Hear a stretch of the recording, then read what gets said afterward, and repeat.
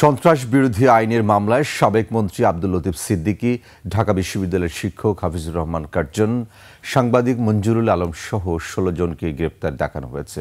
চলছে মামলার প্রক্রিয়া। বৃহস্পতিবার রাত 11:30টার দিকে রাজধানীর শাহবাগ থানার ওসি একুশে টেলিভিশনকে বিষয়টি নিশ্চিত করেন।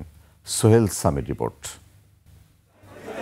নায়াসিনামাইড ও স্যালিসাইলিক সমৃদ্ধ লিলি ফেস ওয়াশ, যা ফেসের ডেড স্কিন সেল দূর করে দেয় দ্বিগুণ ফাস্টার ব্রাইটেনিং। বৃহস্পতিবার দুপুরে ঢাকা রিপোর্টার্স ইউনিটিতে মঞ্চ ৭১ আয়োজিত একটি গোলটেবিল আলোচনা চলাকালে একদল ব্যক্তি নিজেদের জুলাই যোদ্ধা পরিচয় দিয়ে অতিথিদের ওপর চড়াও হন। পরে তারা সেখান থেকে ১৬ জনকে কার্যক্রম নিষিদ্ধ আওয়ামী লীগের দোষর আখ্যা দিয়ে পুলিশের হাতে তুলে দেয়। এ ঘটনার পর সংবাদ সম্মেলনে লতিফ সিদ্দিকী সহ আটক সবার সসম্মানে মুক্তি দাবি করেছেন বঙ্গবীর কাদের সিদ্দিকী বীরুত্তম। আমি তো ভেবেছিলাম তাদের এই বিজয় ১০০০ বছর চিরস্থায়ী হবে,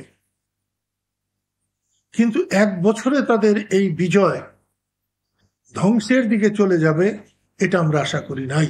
মঞ্চ ৭১-এর শ্রোতা এবং যারা বক্তা ছিলেন কম বেশি উভয়কেই যে পুলিশ ধরে নিয়ে গেছে, তাদের সসম্মানে মুক্তি দেওয়া হোক। এদিকে আলোচনা সভা ও সাংবাদিকদের উপর হামলার ঘটনায় নিন্দা ও প্রতিবাদ জানিয়ে বিবৃতি দিয়েছে ঢাকা রিপোর্টার্স ইউনিটি।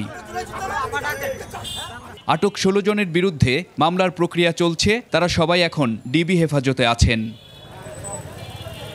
সোহেল সামি, একুশে টেলিভিশন, ঢাকা।